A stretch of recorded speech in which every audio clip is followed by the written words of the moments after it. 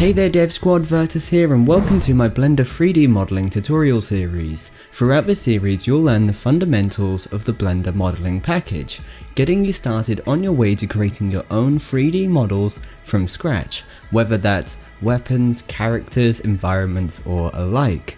We'll start off by covering the basics of Blender and using it as a solid foundation for beginners looking to get into the 3D industry with a focus on game development.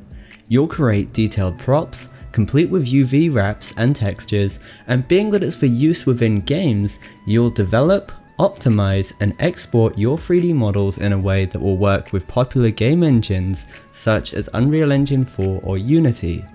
In addition to this, once we've finished with the fundamentals of the package, I'll also be covering how to make specific items, be it weapons, characters, props, or so on, using advanced techniques within the package.